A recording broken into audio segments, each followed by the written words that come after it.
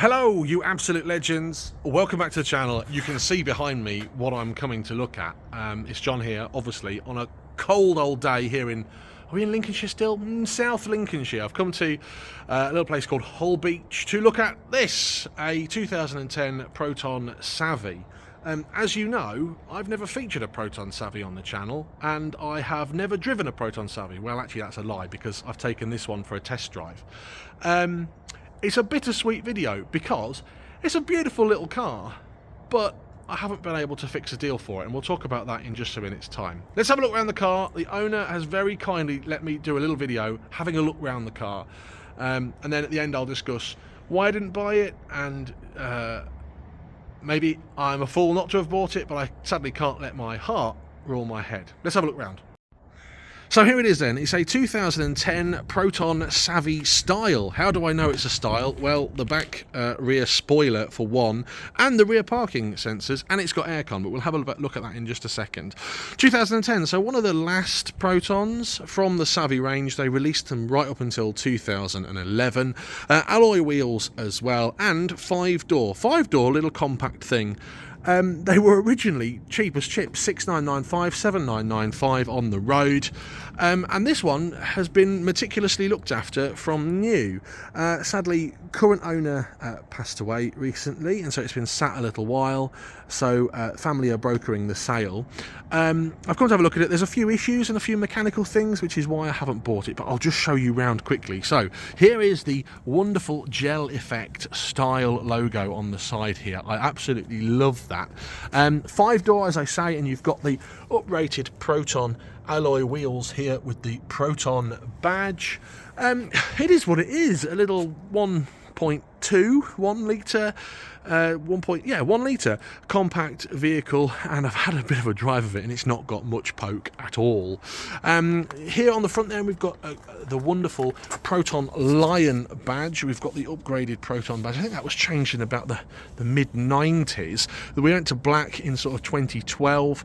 A little bit of damage on the front here. It's had a bit of a knock in its past life here. You can see that it's been supplied by Mill Hill Garage over at March, which is in the Fens. That's not the original number plate. But at the front here, front fogs, obviously the bumper fitting, you can see, yeah, it has had a little bit of a front bump in its life because this panel doesn't fit very well there, but that's not a major issue. Overall condition, it's a lovely little car. There's no rot, there's no rust, there's no major dings or dents on here. And we've obviously got the Proton alloys. They're in rather good condition. There's a few scrapes around them. I think they've had a repair at some point in the past. And obviously, I'm looking at this car when it's a little bit dirty, but that's not a major issue. It has been raining, so that's not the best time. There's a chip in the front windscreen here. Aside from that, no other major issues cosmetic wise. Let's take a look inside here. So this is the passenger rear. You can see here we've got keep fit windows at the back, remote central locking, which does work, sadly only one key. Got fold down here as well, so you can fold down into the back.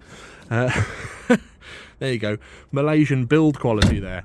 In fact, I've done that one, it's opened this one as well. We've got the original floor mats in here, which are quite nice to have, and it does need a good old clean, but what do you expect from a second-hand car, right? No rips or tears in the interior. Looking ahead into the driver's side, there is a little bit of damage in this door pillar here, which you can see, which does let it down a little bit, but the rubbers are all okay. There's a bit of rubber here that's sort of coming loose, but that's not a major issue. Electric windows on the front and aircon, which surprisingly all still works. Let's take a look at the interior then. You've got these wonderful yellow dials showing 40-odd thousand miles from new. Let's turn that on.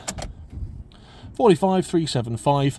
One of the major issues, that is one of the reasons I haven't bought the car, is, well, the ABS light stays on, and I believe that probably is one of the reluctor rings, and they're a bit of a nightmare to get for these old cars. I'll turn that off for now.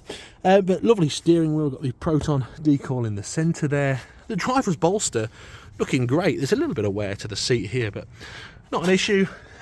Brake pedal rubber exceptionally worn, and is indicative of an elderly owner, including the fact that the clutch is very high. Centre console here, Clarion, CD radio, and aircon, which is really rare for this model. One thing I did see was this wonderful umbrella handle style handbrake, and yeah, the interior, it feels a bit cheap, but what do you get for a 6-7 grand car brand new on the road? And I am going to pop the boot, which you have to do by doing this here. Oh, I've just knocked that. My fault. Let's open the boot. It needs a little bit of TLC there. And a good old clean. I'd love to get my jet wash in there. In the boot then, plenty of space, to be honest with you.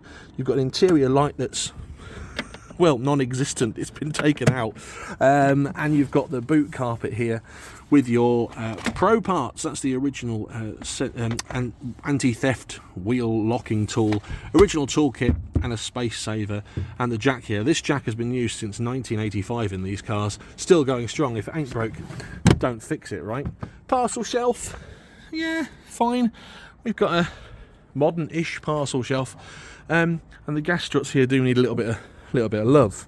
Let's go around to the passenger side here again, and I've taken this off actually, this wooden steering wheel cover, because that can just get in the bin.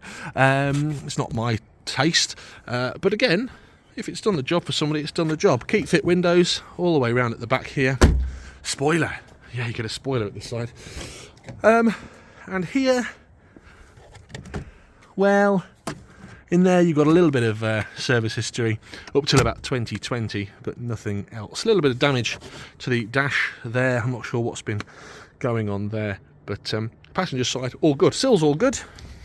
Go around, I'll just open the engine bay and then I'll get out of the seller's way. Open the engine bay, and the bonnet really does struggle to open up fully, so what I'm going to do is just open it and show you under here. Looking good under there, isn't it? I do think it's a 1.2. I might be talking nonsense. Battery, power steering fluid, we've got the air compressor there, all there, washer bottle, a dipstick there as well, and the belts and pulleys. But I've taken the car for a test drive. It needs a new clutch. Clutch is really high, which is again indicative of somebody who's a little bit older driving the car. And it does also need new brake discs and new brake pads all the way around, and ABS reductor rings. Seller wanted originally £1,300. They dropped it a little bit, went down to £1,100. I've made a sensible offer, but sadly it's not been accepted by them, which is fine, not a problem.